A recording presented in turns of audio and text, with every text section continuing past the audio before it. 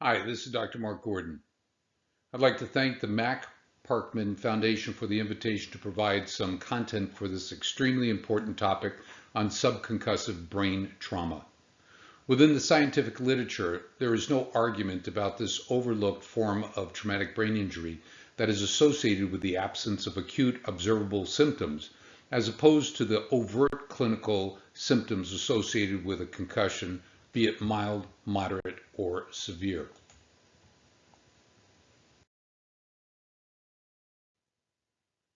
How trauma, the primary injury, generates neuroinflammation, the secondary injury leading to the disruption of an intricate balance between the brain's hormones, immune system, and overall chemistry is the general focus of this presentation.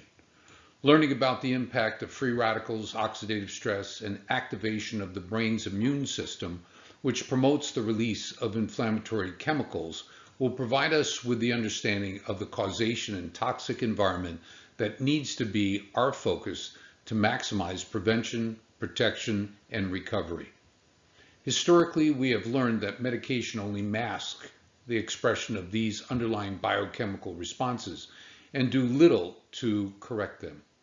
The Millennium mission since 2005 has been to identify the causative factors, alleviate them, and ultimately return the wounded to a pre-injury status. Moving forward into this presentation, I'm going to take you on a journey in the fields of neuroendocrinology, immunology, and neurochemistry as it pertains to inflammatory processes that are triggered by subconcussive and concussive brain traumas that lead to neuropsychiatric conditions. My goal here today is to leave you with a new perspective on what can be done to enhance assessment, treatment, and recovery from subconcussive injuries.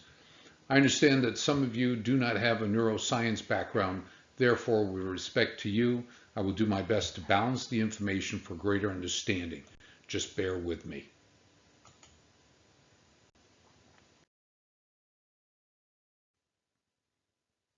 Subconcussive brain trauma, particularly in the context of contact sports and military service, refers to repetitive low-force impacts to the head that does not immediately result in concussive-like symptoms, but may still cause subtle neurological changes like headache, fatigue, dizziness, difficult concentrating, mood changes, sleep disturbance, and sensitivity to light and sound.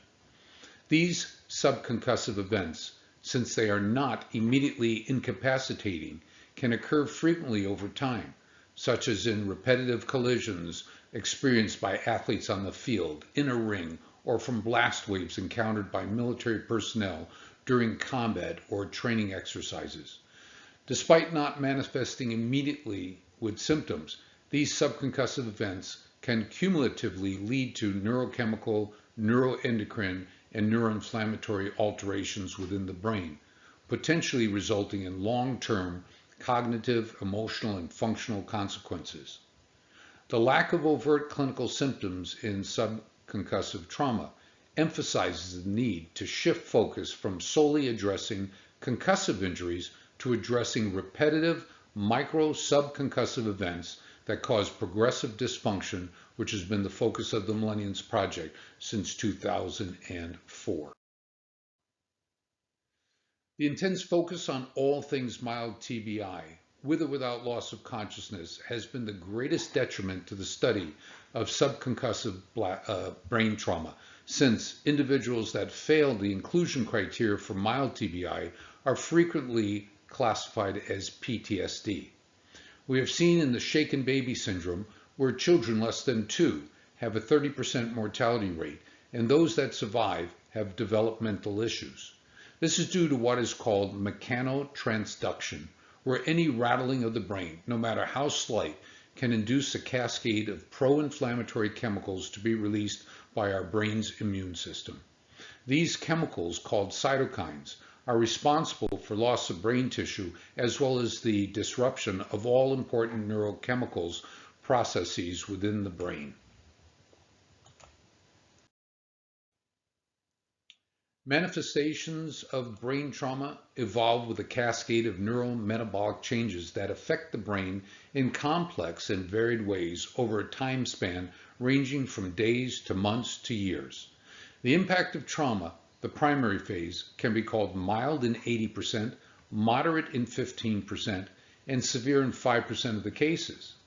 But what of the label for the hundreds of thousands, even millions of individuals, both civilians and military, that have been subjected to a trauma that is so slight that it fails to register on any meter and has previously failed to be given a title? When a trauma occurs acutely and depending upon the nature and severity, a contusion or bruising of the brain can cause bleeding that increases the intracranial pressure, causing compression of blood vessels, leading to ischemia, hypoxia, and hypoglycemia. As the pressure mounts, it can impair the lymphatic system's ability to remove toxic waste materials, causing a further increase in free radicals and oxidative stress, which activates immune cells to produce additional inflammatory chemicals. These are all processes in the secondary phase of trauma. During this acute phase of trauma, a CT scan, possibly followed by an MRI, can pick up a skull fracture, contusions, blood clots, free blood, enlargement or compression of the third ventricles, and cerebral edema. But these scans cannot show us the underlying neuroinflammation associated with subconcussive trauma. As the secondary phase progresses, mitochondrial dysfunction increases, adding to the production of reactive oxygen species, which further impairs mitochondrial ATP production, promoting breakdown of cell membranes and their death. The elevated oxidative stress activates more microglia. Toxic inflammatory free radicals cause lipid peroxidation of the cell membrane, inducing the toll-like 4 receptor to activate the pro-inflammatory cytokine transducer known as NF-kappa B. This turns on genes to make more pro-inflammatory cytokines. At this point, neuroinflammation dominates. Responding to increased psychological and physical stress, cortisol continues to rise, reducing neuronal production of fractalkine, an important chemical that under healthy conditions suppresses microglia activation, modifying the release of pro-inflammatory cytokines. As the brain's immune system goes into hyperdrive, a chronic phase of neuroinflammation ensues, impairing the frontal lobes of the brain for judgment and the limbic system for emotional stability, judgment, and cognitive functioning. When the hypothalamus is enveloped in inflammation, high blood pressure, insulin resistance, neuroendocrine dysfunction, and increased flight and fight reactions occur due to destabilization of the autonomic nervous system. Neuropsychiatric symptoms are being expressed by the injured for the first time in their life, usually represented by depression or mood disorders. The brain's glial cells have achieved a chronic state of inflammation, and repair protocols that were initiated with the start of trauma have failed, and the risk of scarring, gliosis or astrogliosis, can hinder the brain's ability to rebuild neuronal connectivity through the process of synaptogenesis. These were the warm-up slides. Now let's get into the presentation. Acute neuroinflammation protects the brain while chronic neuroinflammation destroys it. In acute scenario, activation and resolution of inflammation can occur in days to weeks with possible subtle symptoms like what we might experience with a common cold.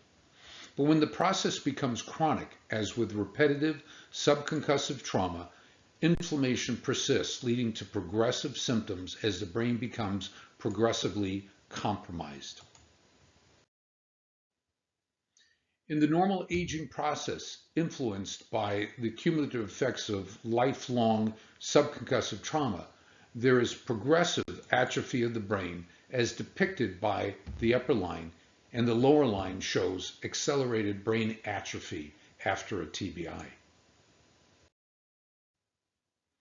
Microglia are the immune cells of the brain and are responsible for protection against invading pathogens such as bacteria, viruses, and mold, and to remove cellular debris. In this surveillance mode, they are referred to as the M0 phenotype. When M0 microglia are challenged, they become the activated M1 phenotype, releasing pro-inflammatory cytokines to eliminate the pathogen.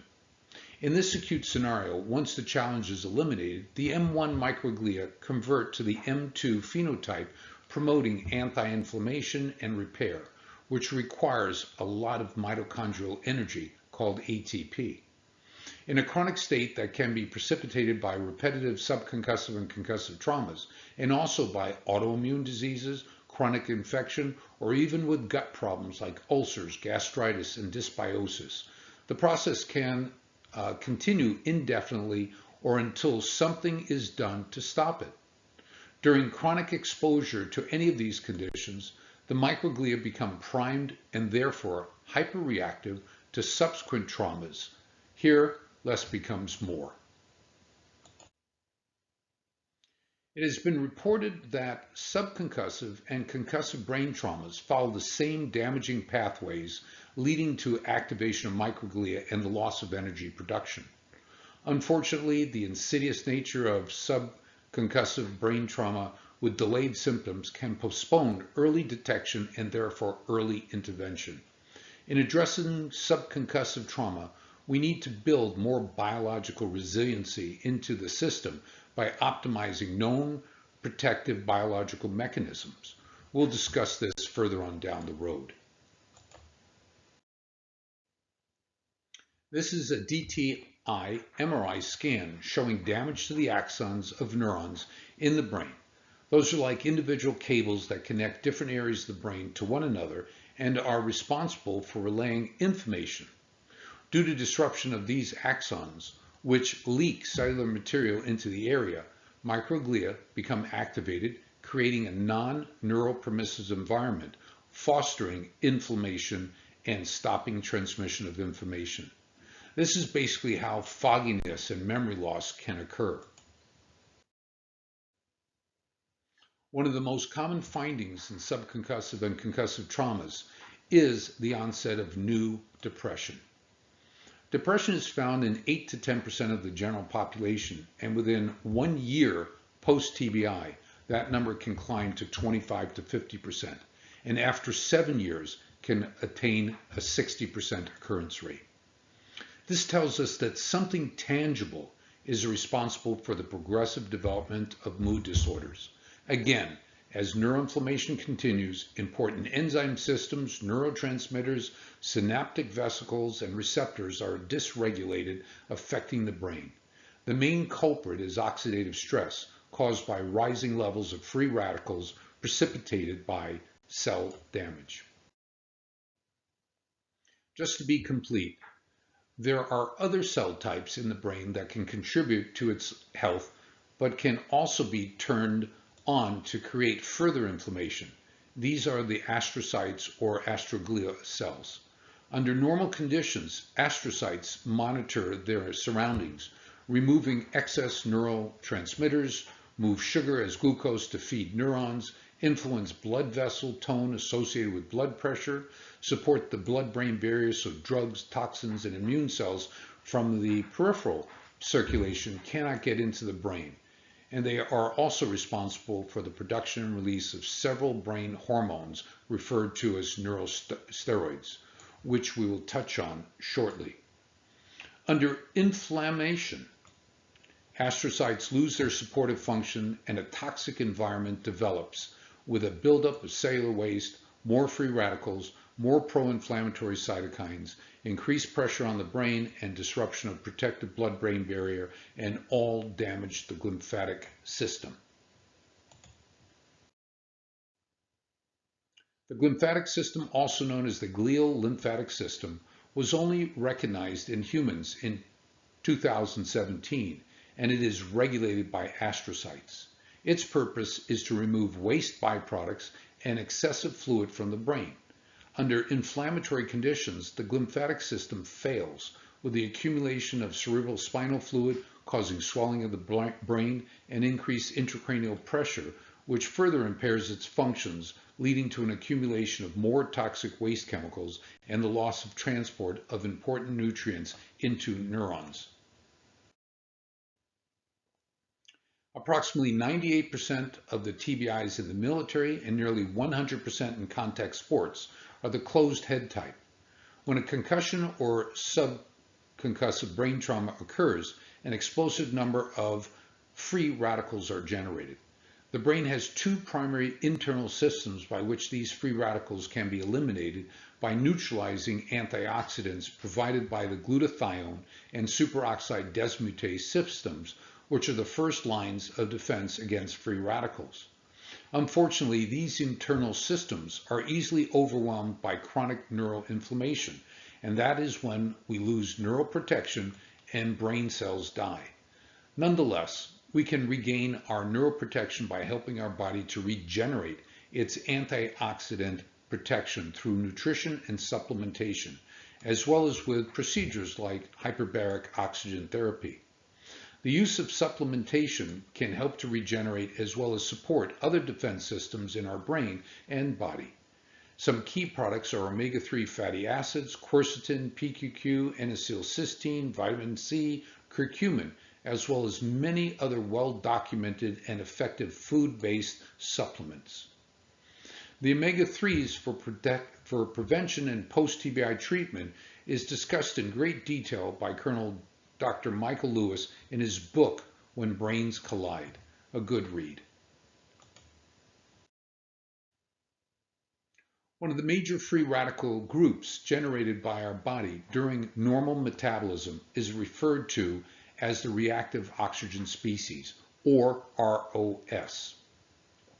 When their levels are within the normal physiological range, they can enhance cognitive functioning through upregulation of mechanisms for synaptic plasticity, enhancing communication between neurons.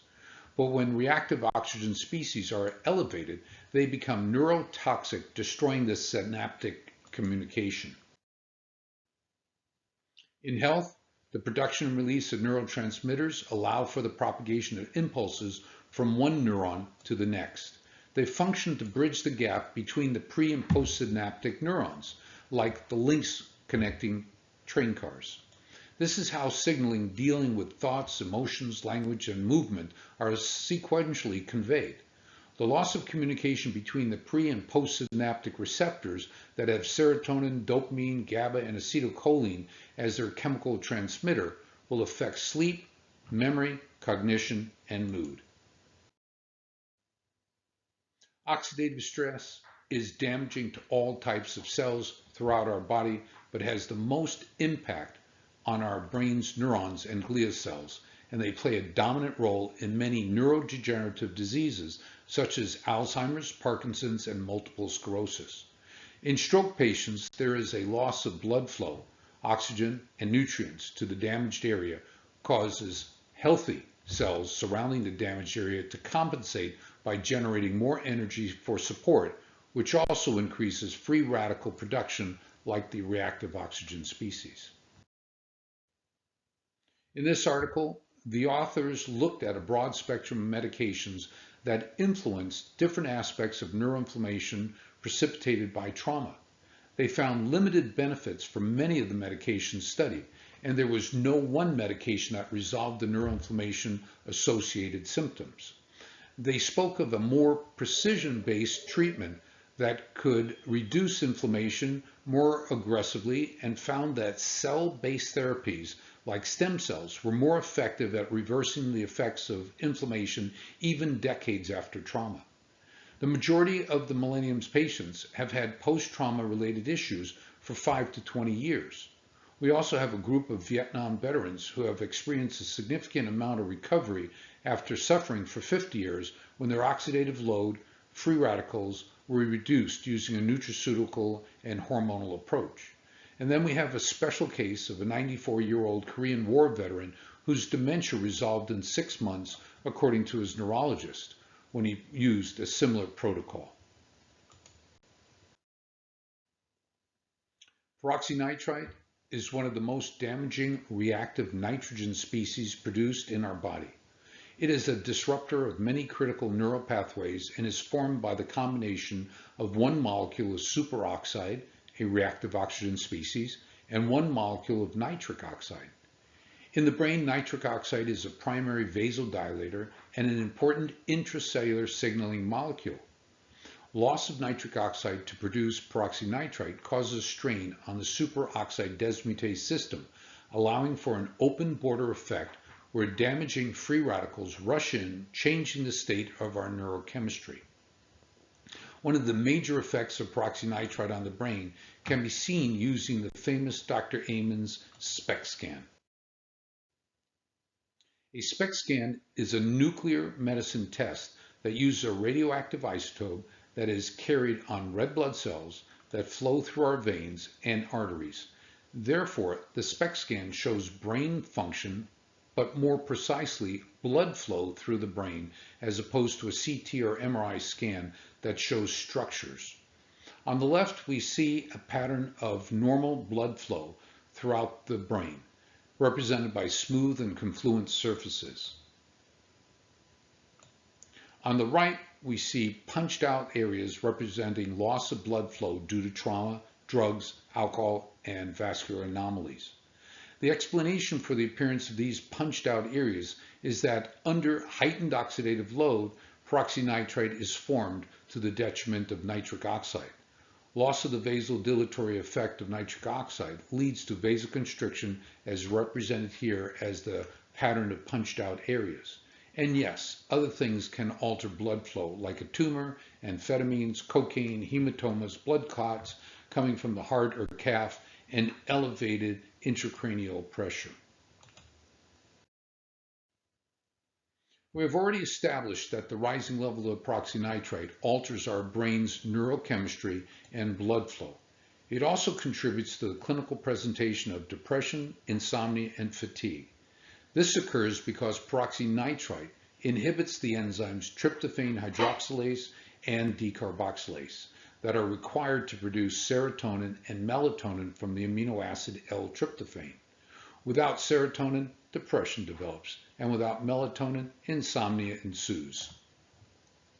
Since tryptophan cannot be metabolized into serotonin, and melatonin backs up and is converted to kynuric acid, which according to Dr. Takamura's group in Tokyo is associated with major depressive disorder. They also believe that kynurenic acid is a more reliable biomarker of depression than serotonin, but that's another story. In our veterans population, nearly 100 complain of depression, insomnia, and fatigue. It is a fact that the brain's metabolism is very active, requiring 20% of the body's oxygen intake while only representing 2% of the person's total body weight. This high level of cerebral metabolism gives rise to large quantities of reactive oxygen species, which are generated during energy production by the mitochondria. These reactive oxygen species elevate the oxidative load, putting stress on the glutathione and SOD systems required for neutralizing these free radicals. The glutathione system uses glutathione to neutralize free radicals, and in turn, it needs to be regenerated by the enzyme glutathione reductase. Unfortunately, peroxynitrite selectively inactivates glutathione reductase, specifically within an area called the substantia nigra, where dopaminergic neurons produce dopamine.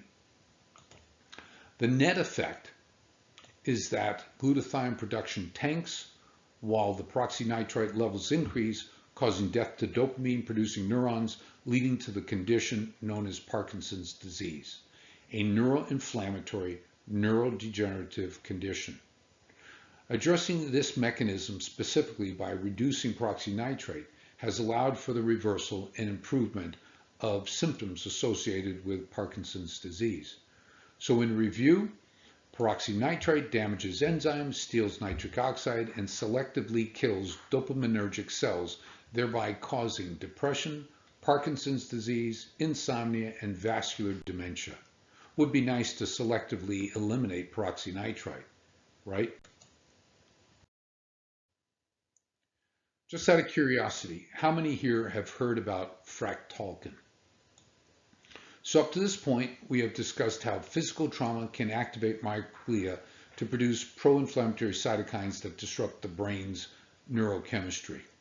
Fractalkine represents a member of our brain's immunochemistry, part of the chemokine family, which was discovered in 1997 by Millennium Pharmaceuticals. Fractalkine is produced by neurons and astrocytes and functions to suppress the activation of microglia, the M0 to M1 transition. It turns out that rising levels of the stress hormone cortisol will shut down production of fractalkine, enabling activation of microglia, thereby leading to all those things we have already talked about. Additionally, in cases of 100% non-physical trauma, like being under mental and emotional stress, fractalkine is lost and can account for the development of neuropsychiatric conditions like PTSD and mood disorders, secondary to the onslaught of neuroinflammation.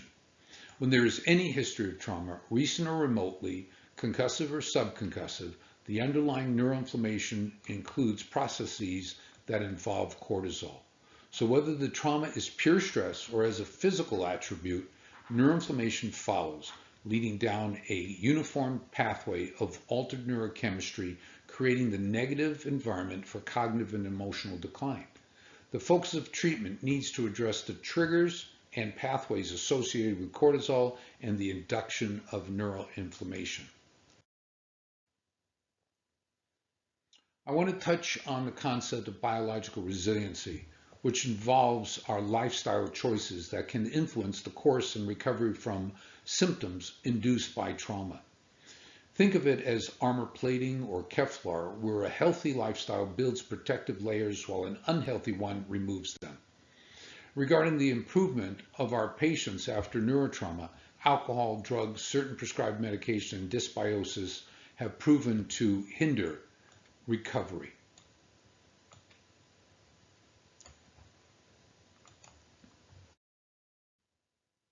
Neurosteroids are the hormones produced in the brain that regulate functions of the central nervous system by their influence on cells and chemistry of the brain. Below the neck are the neuroactive steroids that are produced by our testes, ovaries, and adrenal glands, and some can get into the brain.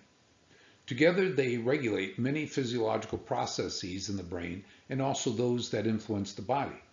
An important aspect to both neurosteroids and neuroactive steroids is that they are derived from cholesterol, and a low level of cholesterol has been associated with the onset of neuropsychiatric conditions, cognitive impairment, and dementia. Some of the important neurosteroids are listed on the left side of the slide and are part of our biomarker panel.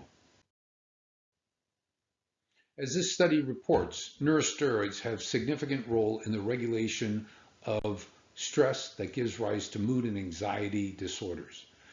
Dysregulation of the neuroendocrine system is correlated in our patients as depression, anxiety, insomnia, agitation, and emotional volatility.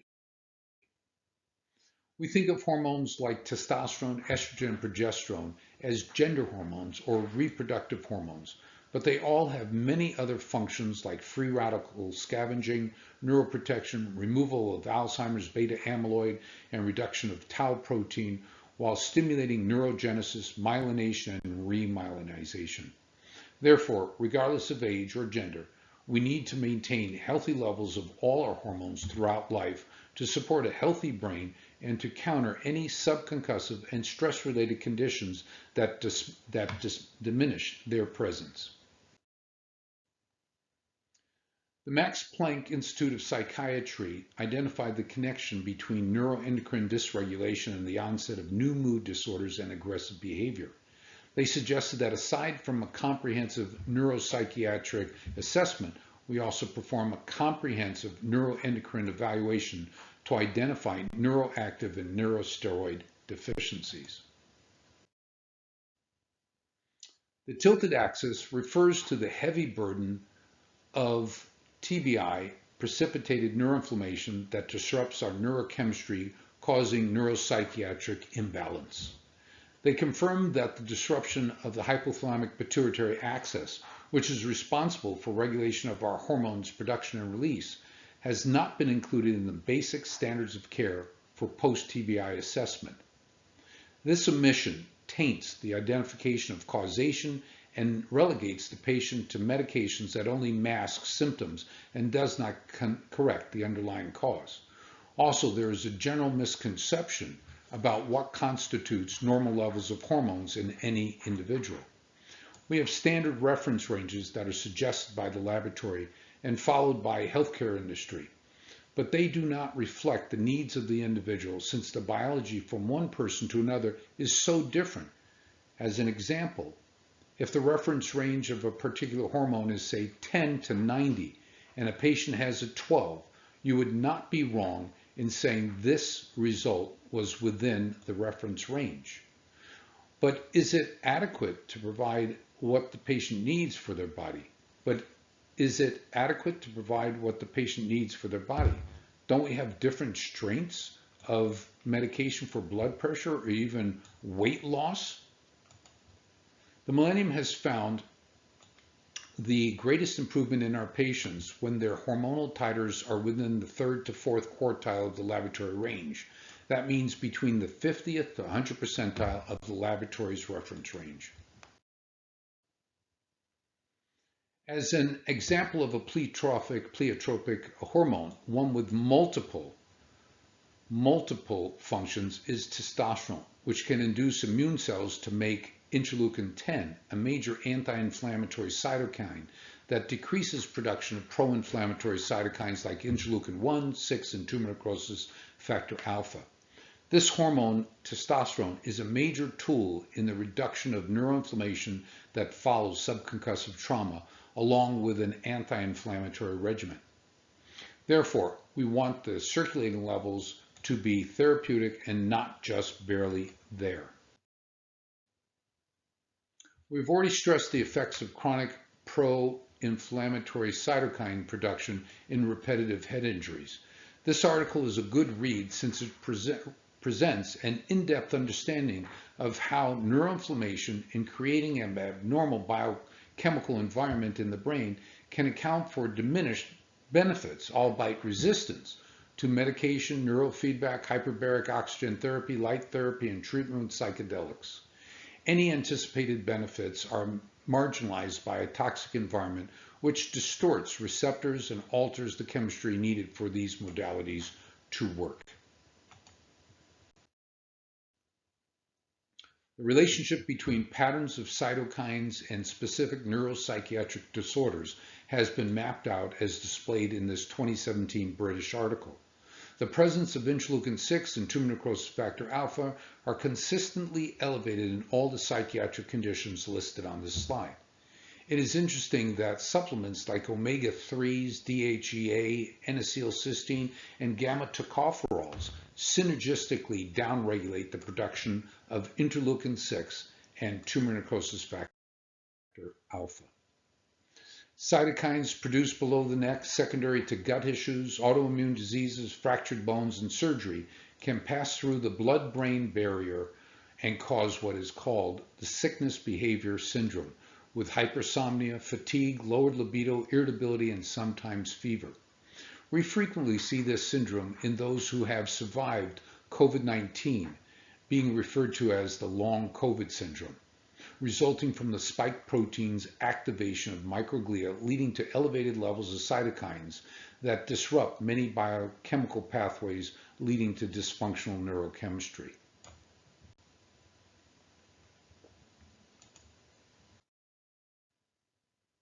In individuals who develop sickness behavior after COVID-19 or have a delayed recovery after a subconcussive or concussive trauma, we highly recommend that they have their gut evaluated.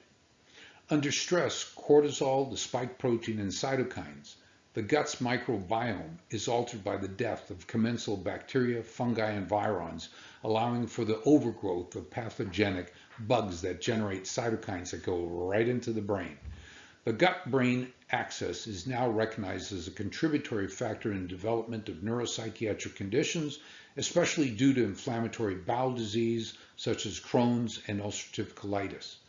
But we must not ignore the relationship between the microbiome and neurotrauma.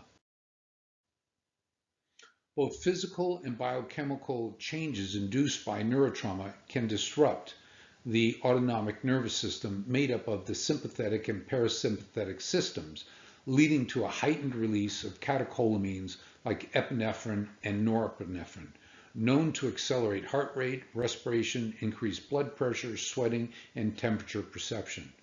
An elevation in these catecholamines also induces a fight, flight, and freeze response associated with anxiety and panic attacks.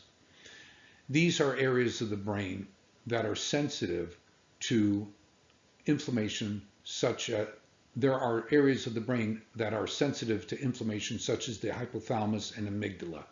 The hypothalamus influences the autonomic nervous system, hormones, while the amygdala has a key role in how we respond to environmental threats by evaluating the emotional importance of sensory information, regulating emotions such as fear and aggression. Other areas where neuroinflammation is having a negative impact on is in the rapidly expanding use of psychedelics for treatment-resistant depression and certain addictive states. With what I have already shared with you this afternoon, it makes sense that if the chemistry of the brain is non-permissive, psychedelic medications, like other medications, can lose their effectiveness. This is being observed in our associated psychedelic-assisted treatment centers. Our present empirical data suggests that individuals who have had pre-treatment with an anti-inflammatory regimen for 30 days prior to psychedelic-assisted therapy had a better outcome than those who did not. Of course, a larger double-blind study will be needed to verify our preliminary observations. Assessment of the neuroendocrine system is probably the most underutilized evaluation for TBI, considering the growing data and recognition of hormonal disruption as a prodrome to the development of psychiatric conditions. In this study, within 3 months of the traumatic event, 56% of the patients had one or more hormonal deficiencies, which improved to 36% by 12 months. So 56% had deficiencies at 3 months, the acute phase, and by 12 months, the chronic phase, 36% had continued deficiencies. This timing is important since it suggests that we wait until 3 months after a traumatic event to run hormonal testing and then repeat it at 12 months. If hormonal labs are performed prematurely, it might give the false impression of normalcy. This is a 2012 unfiltered literature search looking for the number of articles that were published showing a relationship between depression and each of the 6 hormones listed here. And these are the results from May 1st of this year. Note the significant increase in the number of articles looking at this relationship. Nonetheless, in the past 12 years, the acceptance of an objective neuroendocrine analysis using laboratory testing as part of this psychiatric evaluation has been slow to come about. This slide represents 24 of the 28 markers that we use to objectively assess our symptomatic subconcussive and concussive patients. It is made up of hormones, neurosteroids, neuroactive steroids, and a few markers that tell us about their biological resiliency or neuroprotection status. This chart shows some of the key pleiotropic hormones and their ability to modulate specific pro-inflammatory and anti-inflammatory cytokines. Growth hormone and testosterone can increase interleukin-10, significant anti-inflammatory cytokine that causes decrease in many pro-inflammatory cytokines. Vitamin D, progesterone, pregnenolone, and allopregnanolone all lower oxidative load by removing the free radicals. This grouping of nutraceutical products works synergistically to reduce microglial activation through downregulation of several neuroinflammatory pathways. The specific combination of N-acetylcysteine and gamma-tocopherol has been shown to inactivate NF-kappa B, a trigger for cytokine dumping. These products are a key part of our anti-inflammatory treatment protocol that we have used for more than 16 years. Looking at the nutraceutical product N-acetylcysteine, which has 3 similar government studies. In this study, the researchers placed a group of soldiers that were exposed to blast wave trauma within 24 to 72 hours on 4 grams of N-acetylcysteine as a loading dose, then 2 grams twice a day for 3 days, and finally 1.5 grams for 4 days, for a total of 7 days of treatment. The control group received a placebo. In the placebo group, by day 7, 89% were experiencing insomnia, fatigue, and irritability, while in the treatment group, only 14% became symptomatic.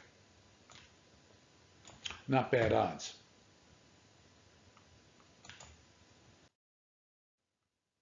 Now that inflammation is being addressed, we need to turn to improving energy production by mitochondria so that cellular repair systems can have an abundant amount of energy.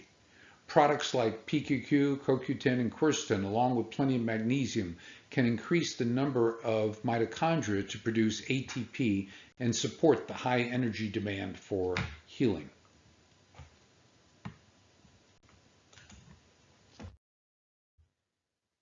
In closing this presentation, I would like to summarize that any form of trauma, be it subconcussive, concussive, or stress, will increase the load of free radicals, activating microglia that will release damaging cytokines that disrupt all the molecular cellular processes that are required for a healthy brain to function. Failure to evaluate for these surreptitious changes can provide a pathway for the onset of clinical symptoms. Once we acknowledge that subconcussive brain trauma occurs and that it alters the brain's neurochemistry, we have a focus for testing and therefore treating. Additionally, knowing who the bad actors are and how to control them allows for the formulation of preventative and treatment interventions. My recommendation to anyone playing a contact sport at risk for trauma is to have a baseline level of luteinizing hormone, pregnenolone, free testosterone, cortisol, and IGF-1.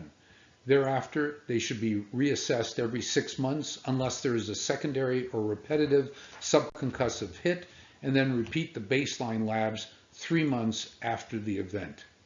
If labs are performed prematurely, usually less than 3 months after the event, you might see levels that appear to be normal. In terms of treatment, prevention will always be the gold standard that can be incorporated into a good lifestyle, supplemented with key nutraceuticals that provide a layer of protection against subconcussive traumas, using omega-3 fish oils, vitamin E, vitamin D, B vitamins, and quercetin have reams of articles supporting their neuroprotection. After a traumatic event, the laboratory testing will give you guidance as to what hormones need to be temporarily replaced. Most commonly, we find patients with insufficiency of growth hormone, testosterone, pregnenolone, and DHEA. An important point at this juncture is that the Millennium rarely uses topical or injectable testosterone, but prefers to use clomiphene citrate to improve the patient's own production of testosterone.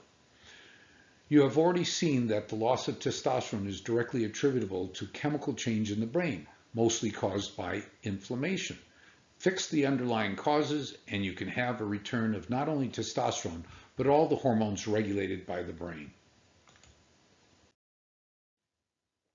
Finally, in February of this year, I presented the results of our 3-year study on 840 participants, of which 388 were war veterans and 452 were civilians from all walks of life with a variety of traumas.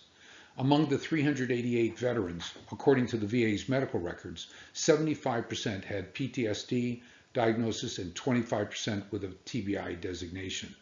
In those veterans with a diagnosis of PTSD, they also had a history of subconcussive brain trauma.